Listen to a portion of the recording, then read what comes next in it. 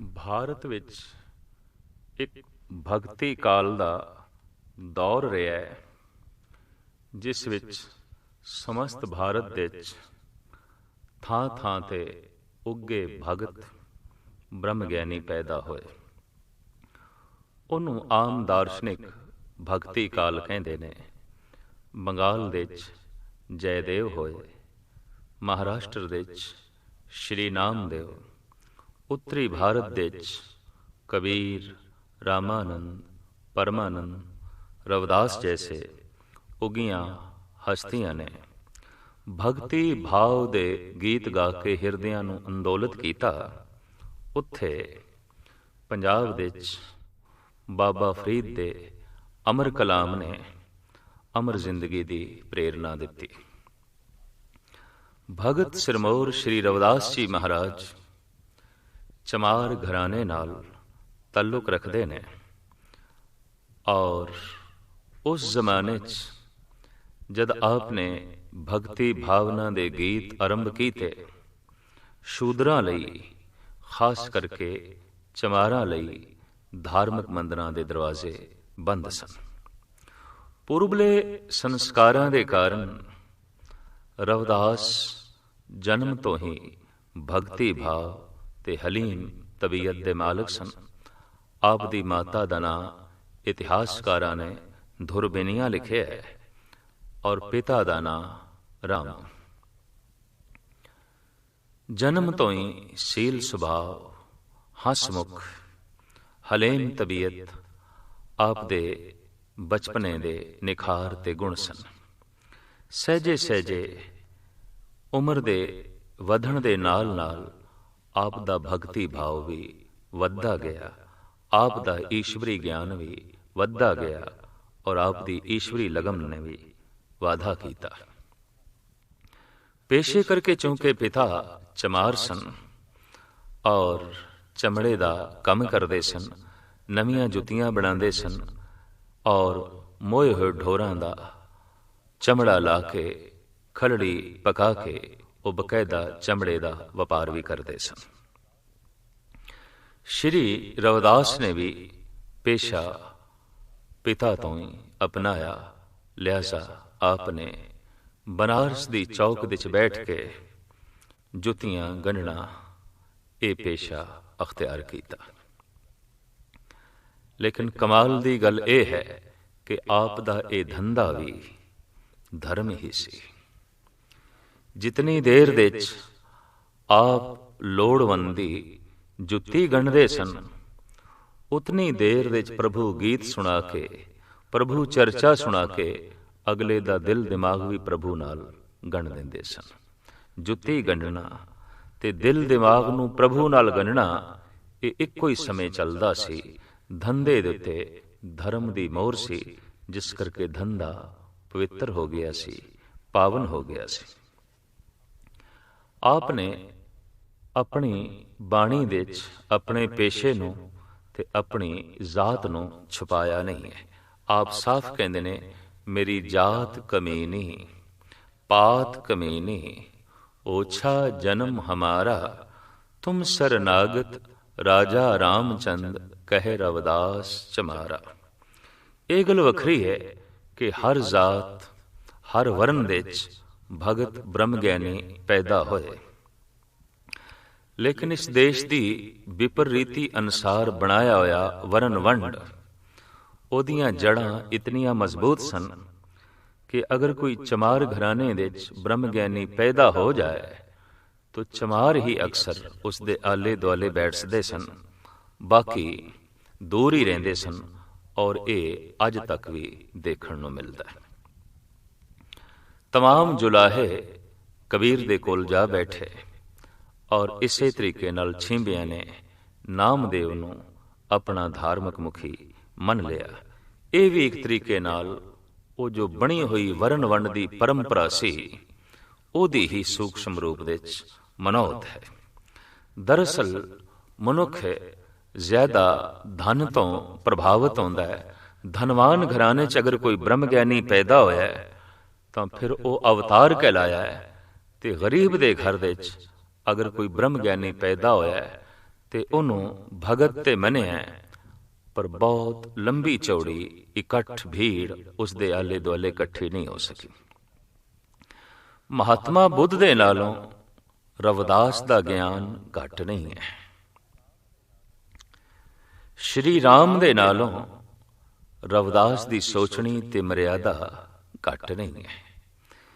ਕ੍ਰਿਸ਼ਨ ਦੇ ਗੀਤਾਂ ਨਾਲੋਂ ਰਵਿਦਾਸ ਦੇ ਗੀਤ ਕੋਈ ਕਮਜ਼ੋਰ ਨਹੀਂ ਨੇ, ਪਰ ਉਹ ਰਾਜ ਘਰਾਨਿਆਂ ਨਾਲ ਤਾਲੁਕ ਰੱਖਦੇ ਨੇ, ਰਾਜਪੁੱਤਰ ਨੇ।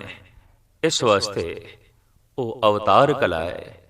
ਇਹ ਚਮਾਰ ਘਰਾਣੇ 'ਚ ਪੈਦਾ ਹੋਇਆ, ਚਮਾਰਾਂ ਦਾ ਪੁੱਤਰ ਹੈ। ਭਗਤ ਮੰਨਿਆ ਵੀ ਤਾਂ ਵੀ ਬਹੁਤ ਟੇੜੇ ਵਿੰਗੇ ਢੰਗ ਨਾਲ। ਆਮ ਭਗਤਾਂ ਦੀ ਤਰ੍ਹਾਂ ਆਪ ਦਾ ਜੀਵਨ ਵੀ ਅਨੇਕਾਂ ਤਰ੍ਹਾਂ ਦੇ ਸੰਘਰਸ਼ ਤੋਂ ਲੰਘਿਆ। ਸਮਾਜਿਕ ਸਤਲ ਦਾ ਸੰਘਰਸ਼ ਖੜਾ ਹੋ ਗਿਆ ਔਰ ਧਾਰਮਿਕ ਵਿਰੋਧਤਾ ਵੀ ਕਰਨ ਵਾਸਤੇ ਤਰ੍ਹਾਂ ਤਰ੍ਹਾਂ ਦੇ ਪ੍ਰੋਹਤ ਆੜੇ ਆਏ। ਔਰ ਆਮ ਸ੍ਰੇਸ਼ਟ ਪੁਰਸ਼ਾਂ ਦੀ ਤਰ੍ਹਾਂ ਇਹਨਾਂ ਦੇ ਉੱਤੇ ਵੀ ਝੂਠੇ ਦੂਸ਼ਣ ਲੱਗਦੇ ਰਹੇ। ਇੱਕ ਆਮ ਗਾਥਾ ਹੈ ਕਿ ਆਪ ਦੇ ਗੀਤਾਂ ਤੋਂ, ਆਪ ਦੀਆਂ ਵਿਚਾਰਾਂ ਤੋਂ ਪ੍ਰਭਾਵਿਤ ਹੋਈ ਝਾਲਾਵਾੜ ਦੀ ਮਹਾਰਾਣੀ। ਉਸਨੇ ਝਾਲਾਵਾੜ ਆਪ ਨੂੰ ਬੁਲਾਇਆ।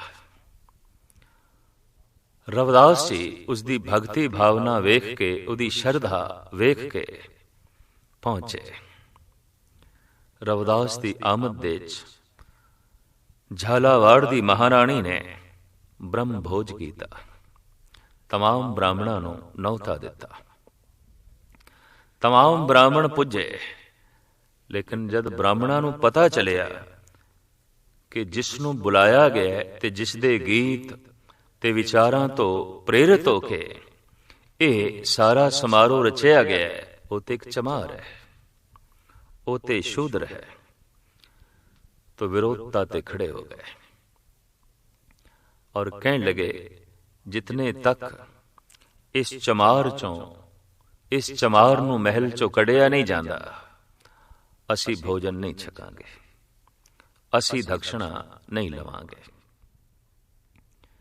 महाराणी दुबदा च पै गई। जे भगत नूं रख दीए ते ब्राह्मण रुस के जांदे ने, ਤੇ ਜੇ ਬ੍ਰਾਹਮਣਾਂ ਨੂੰ ਰੱਖ ਦਈਏ ਤਾਂ ਫਿਰ ਭਗਤ ਦਾ ਸਤਿਕਾਰ ਨਹੀਂ ਰਹਿੰਦਾ, ਭਗਤ ਦਾ ਸਨਮਾਨ ਨਹੀਂ ਰਹਿੰਦਾ। ਇਸ ਤਰ੍ਹਾਂ ਦੀ ਦੁਬਦਾ ਵਿੱਚ ਪਈ ਹੋਈ ਮਹਾਰਾਣੀ ਨੂੰ ਵੇਖ ਕੇ ਰਵਿਦਾਸ ਨੇ ਕਹਿ ਦਿੱਤਾ, ਅੱਛਾ ਮੈਂ ਇਸ ਬ੍ਰਹਮ ਭੋਜ ਦੀ ਪੰਕਤੀ ਦੇ 'ਚ ਨਹੀਂ ਬੈਠਦਾ। ਆਪ ਇੱਕ ਪਾਸੇ ਹੋ ਗਏ। ਲੇਕਿਨ ਜਦ ਬ੍ਰਾਹਮਣ ਭੋਜਨ ਛਕਣ ਲੱਗੇ ਪੰਗਤ ਦੇ 'ਚ ਬੈਠ ਕੇ, ਤੇ ਕਈ ਦੇਖਦੇ ਨੇ ਇੱਕ ਇੱਕ ਬ੍ਰਾਹਮਣ ਦੇ ਨਾਲ ਰਵਿਦਾਸ ਬੈਠਾ ਹੈ। ਇਹ ਕਲਾ ਵੇਖ ਕੇ ਸਾਰੇ ਬ੍ਰਾਹਮਣ ਰਵਿਦਾਸ ਦੇ ਪੈਰੀ ਆ ਕੇ ਪਏ। ਇੱਥੇ ਹੀ ਰਵਿਦਾਸ ਨੂੰ ਕਹਿਣਾ ਪਿਆ, ਐਸੀ ਲਾਲ ਤੁਝ ਬਿਨ ਕੌਣ ਕਰੇ, ਗਰੀਬ ਨਿਵਾਜ ਗੁਸਈਆ ਮੇਰੋ माथे छत्र धरे। हे प्रभु, मैं ते एक नीच सी अछूत सी, जां की छोत जगत को लागे तां पर तू ही धरे। जिस दी छोत लोकी मनदे सन, जिन्हों अछूत करके लोकी ठुकरांदे सन, ओदे सिर दे उत्ते तू माण सन्मान दा छतर रख दिता। इस तरह दी माण वडियाई परिपूर्ण परमात्मा ने रविदास नूं बख्शिश की। और हकीकत है कि भगतां नूं हमेशा ही प्रभु सन्मान देंदा रहा, वडियाई देंदा रहा। एक दफा बनारस दे आप दी ब्राह्मणां नाल चर्चा हुई, चर्चा दी मुठभेड़। विपर ब्राह्मणां ने, पुरोहितां ने साफ कह दिता कि चमार दा कोई हक नहीं किसी नूं धार्मिक उपदेश देना, चमार दा कोई हक नहीं पूजा पाठ करना। उस वक्त रविदास कहते ने कि मैं हुण पावन हाँ, पवित्र हाँ, भावें मेरा पेशा चमड़े दी जुतियां बनाना है, लेकिन फिर भी मैं पावन हाँ, पवित्र हाँ। कैसे? रविदास ने यह भी कह दिता कि तुसी पावन नहीं हो, मैं पावन हाँ। तुसी पवित्र नहीं हो, मैं पवित्र हाँ। इस नाल ते उतेजित होना ही सी सारे पुरोहित लोगां ने। तो रविदास बड़े सुंदर नाल ढंग नाल पुरोहितां नूं समझांदे ने। आप फरमान करदे ने, सुरसरी सलल कृत बार नीरे ते संत जन करत नह पानੰ। अगर गंगा दे जल दी शराब बनाई जाए ते किसे संत दे अगों पेश कीती जाए ते संत ने कह देना, ठीक है ये गंगा जल दी बनाई गई है, पर गंगा जल हुण गंगा जल नहीं रहा, वो शराब हो गया, अपवित्र हो गया, मैं नहीं पियांगा। संत ठोकर मार देगा, चाहे वो शराब गंगा दे जल दी क्यों नहीं बनी हुई। सुरसरी सलल कृत बार नीरे ते संत जन करत नै पानੰ। सुरा अपवित्र नत अवर जल रे, सुरसरी मिलत नै होत आनੰ। ओही शराब दी बोतल जे वगदी हुई गंगा दे च उंडेल दिती जाए तो उस गंगा दा जल संत पीवेगा भी सही, संत इशनान भी करेगा। क्यों कि हुण गंदे नाले ते गंदी शराब गंगा दे च मिल के गंगा दा रूप धारण कर चुके ने। हू बहु रविदास ने कहा, भावें तुसी निर्मल गंगा दी तरह सी, लेकिन हुण तुसी शराब दी तरह बन गए हो, गंगा तो वख हो। भावें मैं शराब दी बोतल दी तरह सी, पर मैं गंगा दे च लीन होके गंगा दा रूप हो गया, पावन हो गया, पवित्र हो गया। भावें मैं अछूत घराने च पैदा होया तां भी मैं पवित्र हाँ, भावें तुसी ब्राह्मण घर दे जन्मे हो तां भी अछूत हो। इस ढंग दी हौसलामंद और बड़े दार्शनिक ढंग नाल गल करनी, इस गल तो सबूत है कि यह विद्या अनुभवी सी। दरअसल विद्या होंदी ही दो तरह दी है, एक ते हो किताबी विद्या, अक्षरी विद्या, एक ओ जो अनुभवी विद्या है। किताबी विद्या इंज है जैसे हौज दा पानी, और अनुभवी विद्या ऐसी है जैसे झरनियां दा जल जो पहाड़ां दे चों सोमे निकलदे ने। ईश्वर दा चिंतन करदियां करदियां जद मनुख दी सुरत ईश्वर दे च लीन आउंदी है ते ओहदे अंदरों ज्ञान दे झरने फुट पैंदे ने। चौक दे च बैठे आप जुतियां गंढ रहे सन। एक जुती गंढाउण आया है, उन्हें तर्क खड़ी कर दिती, बे सुन चमारा, आखिर गंढदा ते तू जुतियां ही है, भगत किहड़ी गल दा बणिया है। उत्थे रविदास कहंदे ने, चमर ठा गांठ न जाना ही, मैं जुती गंढना जानदा ही नहीं। लोग गठावें पनही, लोग गठांदे ने पैरां दी जुत्ती, जद के मैं जुत्ती गंढना जानदा ही नहीं। और अखीर दे च शब्द दे च कहंदे ने, लोग गंठ गंठ खराब गोचा, हों बिन गंठे जाए पहुंचा। बहुत कीमती गल रहस ते रमज दे च श्री रविदास जी महाराज कह गए ने। आप कहंदे ने, शरीर एक चमड़े दी मड़ी हुई जुत्ती ते है, होर की है। और ऐसा होंदा है कि कदी पुत्रां नालों टुटदी है ते बंदा फिर गंढदा है,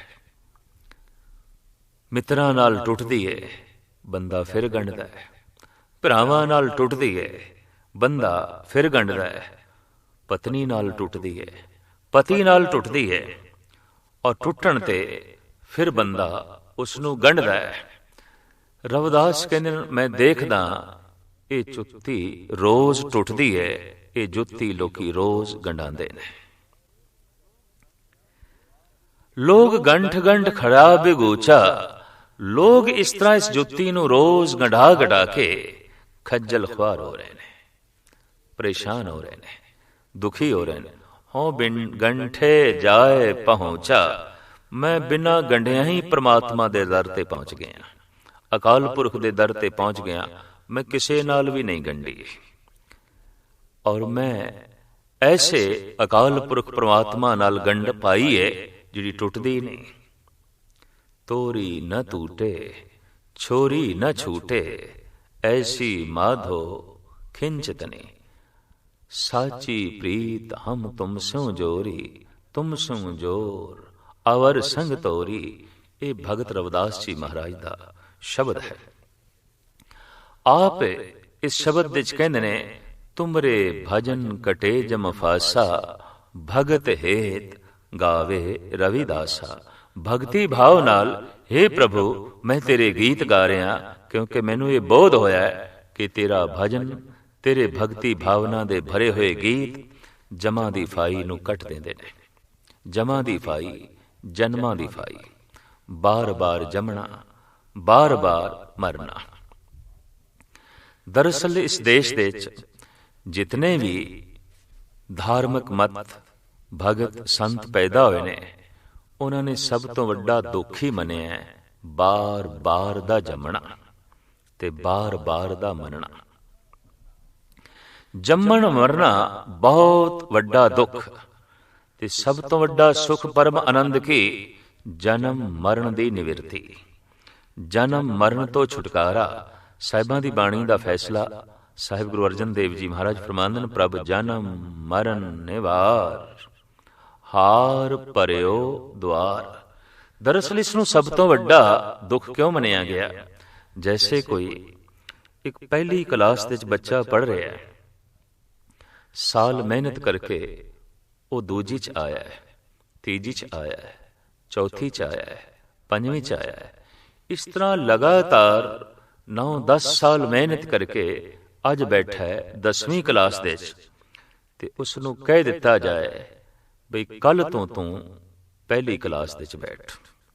ਜਿਹੜੀਆਂ ਕਿਤਾਬਾਂ ਪੜ੍ਹ ਚੁੱਕਿਆ ਉਹ ਫਿਰ ਪੜ੍ਹ, ਜਿਨ੍ਹਾਂ ਕਲਾਸਾਂ ਚੋਂ ਤੂੰ ਲੰਘ ਚੁੱਕਿਆ ਫਿਰ ਲੰਘ। ਇਹ ਤੇ ਉਸ ਬੱਚੇ ਲਈ ਸਭ ਤੋਂ ਵੱਡਾ ਦੁੱਖ ਹੈ, ਇਹ ਤੇ ਉਸ ਬੱਚੇ ਲਈ ਸਭ ਤੋਂ ਵੱਡਾ ਕਲੇਸ਼ ਹੈ। ਮਨੁੱਖ ਦਾ ਜਨਮ ਹੁੰਦਾ ਹੈ, ਪੰਗੂੜੇ 'ਚ ਖੇਡਦਾ ਹੈ, ਦੁੱਧ ਚੁੰਗਦਾ ਹੈ, ਅਚੇਤ ਅਵਸਥਾ ਦੇ ਵਿੱਚ ਪਿਆ ਰਹਿੰਦਾ ਹੈ, ਸਹਿਜੇ ਸਹਿਜੇ ਵੱਡਾ ਹੁੰਦਾ ਹੈ, ਖਿਡੌਣਿਆਂ ਨਾਲ ਖੇਡਦਾ ਹੈ, ਹੋਰ ਵੱਡਾ ਹੁੰਦਾ ਹੈ, ਬਾਲ ਸਕਾ ਛੋਟੇ ਛੋਟੇ ਬਾਲਕਾਂ ਨਾਲ ਖੇਡਦਾ ਹੈ, ਹੋਰ ਵੱਡਾ ਹੁੰਦਾ ਹੈ, ਸਕੂਲ ਜਾਂਦਾ ਹੈ, ਵਿਦਿਆਲੇ ਜਾਂਦਾ ਹੈ, ਵਿਦਿਆ ਪੜ੍ਹਦਾ ਹੈ, ਫਿਰ ਜਵਾਨ ਹੁੰਦਾ ਹੈ, ਵਿਆਹਿਆ ਜਾਂਦਾ ਹੈ, ਫਿਰ ਉਸਦੇ ਬੱਚੇ ਹੁੰਦੇ ਨੇ, ਕੰਮ ਧੰਦਿਆਂ ਦੇ ਵਿੱਚ ਇਹ ਪ੍ਰਵਿਰਤ ਹੁੰਦਾ ਹੈ, ਸੁੱਖ ਦੁੱਖ ਦੇ ਵਿੱਚ ਇਹ ਜੀਵਨ ਬਤੀਤ ਕਰਦਾ ਹੈ। ਅੱਜ ਬੁੱਢਾ ਹੋ ਗਿਆ ਹੈ ਤੇ ਫਿਰ ਅੱਜ ਮਰਨ ਲੱਗਿਆ ਹੈ, ਤੇ ਇਹਨੂੰ ਹੁਣ ਕੋਈ ਆਖੇ ਤੂੰ ਮਰ ਕੇ ਫਿਰ ਬੱਚਾ ਬਣਨਾ, ਤੂੰ ਫਿਰ ਖਿਡੌਣਿਆਂ ਦੀ ਖੇਡ ਖੇਡਣੀ ਹੈ, ਤੂੰ ਫਿਰ ਅਚੇਤ ਅਵਸਥਾ ਵਿੱਚ ਪਿਆ ਰਹਿਣਾ ਹੈ, ਤੂੰ ਫਿਰ ਛੋਟੇ ਛੋਟੇ ਬੱਚਿਆਂ ਨਾਲ ਖੇਡਣਾ ਹੈ, ਤੂੰ ਫਿਰ ਸਹਿਜੇ ਸਹਿਜੇ ਵੱਡੇ ਹੋ ਕੇ ਵਿਦਿਆਲੇ ਜਾਣਾ ਹੈ, ਤੂੰ ਫਿਰ ਜਵਾਨ ਹੋਣਾ ਹੈ, ਤੂੰ ਫਿਰ ਵਿਆਹਿਆ ਜਾਣਾ ਹੈ, ਤੂੰ ਫਿਰ ਕੰਮ ਧੰਦਿਆਂ ਦੇ ਵਿੱਚ ਪ੍ਰਵਿਰਤ ਹੋਣਾ ਹੈ, ਤੇ ਇਸ ਤਰ੍ਹਾਂ ਦੁੱਖ ਸੁੱਖ ਦੇ ਜੀਵਨ ਬਤੀਤ ਕਰਦਿਆਂ ਤੂੰ ਫਿਰ ਬੁੱਢੇ ਹੋਣਾ ਹੈ, ਤੇ ਤੂੰ ਫਿਰ ਮਰ ਜਾਣਾ ਹੈ। ਇਹ ਤੇ ਸਭ ਤੋਂ ਵੱਡਾ ਦੁੱਖ ਹੈ। ਜਿਨ੍ਹਾਂ ਕਲਾਸਾਂ ਚੋਂ ਲੰਘ ਚੁੱਕੇ ਹਾਂ ਉਹਨਾਂ ਚੋਂ ਫਿਰ ਲੰਘੀਏ, ਜਿਨ੍ਹਾਂ ਕਿਤਾਬਾਂ ਨੂੰ ਪੜ੍ਹ ਚੁੱਕੇ ਹਾਂ ਉਹ ਫਿਰ ਪੜ੍ਹੀਏ। ਭਗਤ ਰਵਿਦਾਸ ਜੀ ਮਹਾਰਾਜ ਨੇ ਇਹ ਪ੍ਰਾਰਥਨਾ ਕੀਤੀ ਹੈ, ਬਹੁਤ ਜਨਮ ਵਿਛਰੇ ਥੇ ਮਾਧੋ, ਇਹ ਜਨਮ ਤੁਮਾਰੇ ਲੇਖੇ, ਕਹਿ ਰਵਿਦਾਸ ਆਸ ਲਗ ਜਿਉ, ਚਿਰ ਭਇਓ ਦਰਸ਼ਨ ਦੇਖੇ। हे ਪ੍ਰਭੂ, ਬਹੁਤ ਜਨਮ ਮੈਂ ਵਿਛੜਿਆ ਹੀ ਰਿਹਾ, ਜੰਮਦਾ ਰਿਹਾ, ਮਰਦਾ ਰਿਹਾ, ਜਨਮਦਾ ਰਿਹਾ, ਮਰਦਾ ਰਿਹਾ। ਭਾਰਤ ਵਿੱਚ ਜਿਤਨੇ ਭਗਤ ਸੰਤ ਪੈਦਾ ਹੋਏ ਨੇ ਉਹਨਾਂ ਨੇ ਇਸ ਢੰਗ ਨਾਲ ਪੁਨਰ ਜਨਮ ਨੂੰ ਮੰਨਿਆ, ਤੇ ਭਾਰਤ ਤੋਂ ਬਾਹਰ ਅਗਰ ਕਿਸੇ ਨੇ ਪੁਨਰ ਜਨਮ ਨੂੰ ਮੰਨਿਆ ਤਾਂ ਉਹ ਕੇਵਲ ਸੂਫੀ ਫਕੀਰ ਹੀ ਨੇ। ਜੈਸੇ ਕਿ ਸ਼ਮਸ ਤਬਰੇਜ਼ ਦਾ ਕਹਿਣਾ ਹੈ, ਬਾਜ਼ ਆਮਦਮ ਤਾ ਯਾਰ ਰਾ ਮਹਿਮਾ ਕੁਨਮ। ਮੈਂ ਬਾਰ ਬਾਰ ਇਸ ਦੁਨੀਆ ਤੇ ਆਇਆ ਤਾਂ ਕਿ ਖੁਦਾ ਨੂੰ ਆਪਣੇ ਘਰ ਦਾ ਮਹਿਮਾਨ ਬਣਾ ਸਕਾਂ, ਆਪਣੇ ਘਰ ਦੇ ਚ ਲਿਆ ਸਕਾਂ। ਤੇ ਸ਼ਮਸ ਤਬਰੇਜ਼ ਕਹਿੰਦੇ ਨੇ, ਮੇਰਾ ਹਰ ਜਨਮ ਵਿਅਰਥ ਚਲਾ ਜਾਂਦਾ ਰਿਹਾ।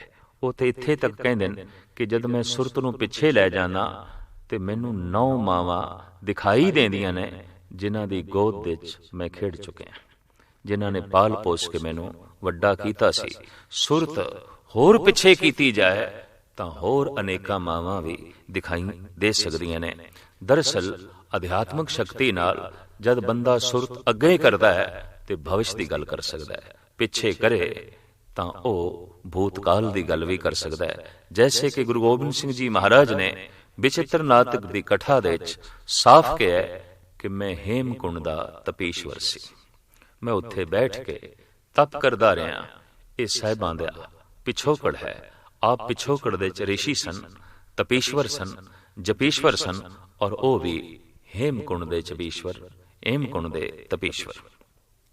ਇੱਕ ਗੱਲ ਸਪਸ਼ਟ ਹੋ ਗਈ, ਅਧਿਆਤਮਕ ਸ਼ਕਤੀ ਨਾਲ ਅਗਾਂਹ ਪਿਛਾਂ ਵੇਖਿਆ ਜਾ ਸਕਦਾ ਹੈ। ਤੋ ਰਵਿਦਾਸ ਵੀ ਪੁਨਰ ਜਨਮ ਦਾ ਪੂਰਾ ਬੋਧ ਰੱਖਦੇ ਨੇ, ਗਿਆਨ ਰੱਖਦੇ ਨੇ। ਸ਼ਮਸ ਤਬਰੇਜ਼ ਕਹਿੰਦੇ ਨੇ ਕਿ ਮੇਰਾ ਹਰ ਜਨਮ ਇਸ ਢੰਗ ਨਾਲ ਨਿਸਫਲ ਚਲਾ ਗਿਆ। ਇੱਕ ਦਿਨ ਐਸਾ ਹੋਇਆ ਕਿ ਜਿਸ ਨੂੰ ਮੈਂ ਆਵਾਜ਼ਾਂ ਮਾਰਦਾ ਸੀ, ਜਿਹਨੂੰ ਆਪਣੇ ਮੈਂ ਹਿਰਦੇ ਦੇ ਘਰ ਦੇ ਵਿੱਚ ਮਹਿਮਾਨ ਬਣਾਉਣਾ ਚਾਹੁੰਦਾ ਸੀ, ਉਹ ਮਹਿਮਾਨ ਬਣਨ ਲਈ ਰਾਜ਼ੀ ਹੋ ਗਿਆ। ਮੇਰੀ ਖੁਸ਼ੀ ਦੀ ਕੋਈ ਇੰਤਹਾ ਨਾ ਰਹੀ। ਔਰ ਪ੍ਰਭੂ ਉਹ ਖੁਦਾ ਮੇਰੇ ਨਾਲ ਚੱਲ ਕੇ ਮੇਰੇ ਦੁਆਰ ਤੱਕ ਆਇਆ। ਮੈਂ ਕਿਹਾ ਅੰਦਰ ਪ੍ਰਵੇਸ਼ ਕਰਵਾਓ। ਖੁਦਾ ਨੇ ਕਿਹਾ ਨਹੀਂ, ਅੰਦਰ ਵੇਖ ਮੇਰੇ ਬੈਠਣ ਦੀ ਥਾਂ ਹੈ ਕਿ ਨਹੀਂ।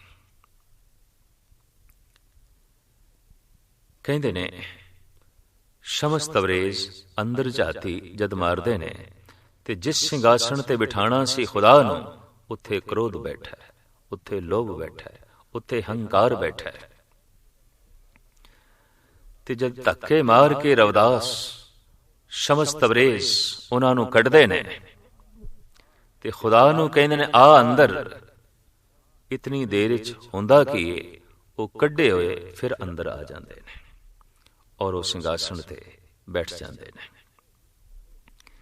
ਇਸ ਝਗੜੇ ਦੇ ਵਿੱਚ ਸ਼ਮਸ ਤਬਰੇਜ਼ ਕਹਿੰਦੇ ਨੇ ਮੇਰੀ ਜ਼ਿੰਦਗੀ ਵਿਅਰਥ ਚਲੀ ਗਈ।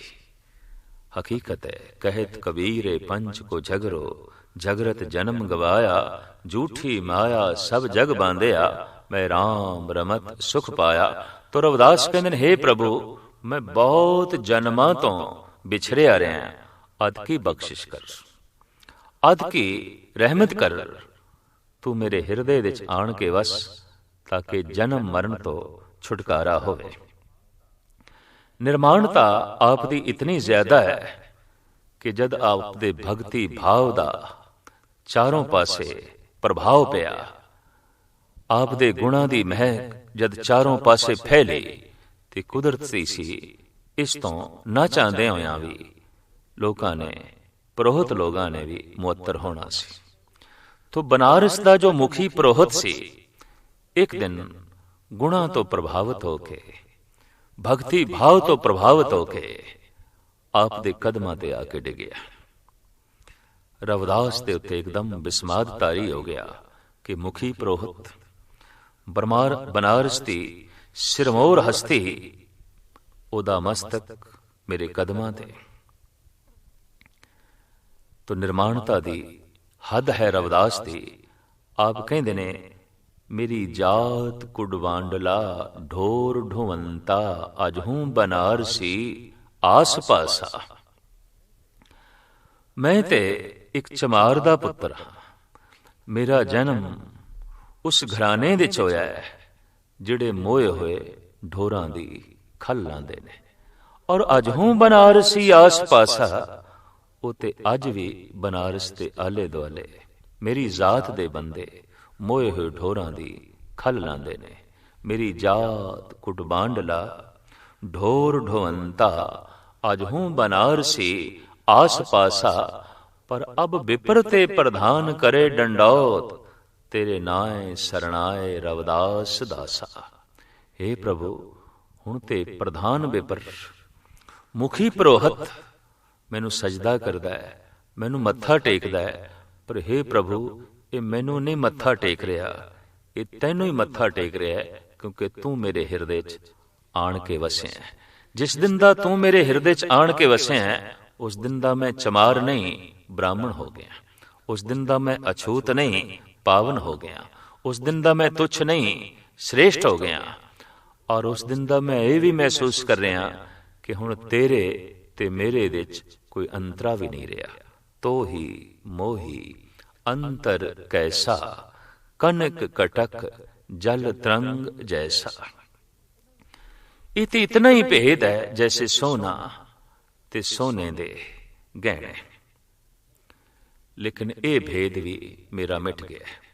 इस तो पहले मैं भरम दे जरूर सी माधवे, क्या कहिए भ्रम ऐसा, जैसा मानिए होए न तैसा।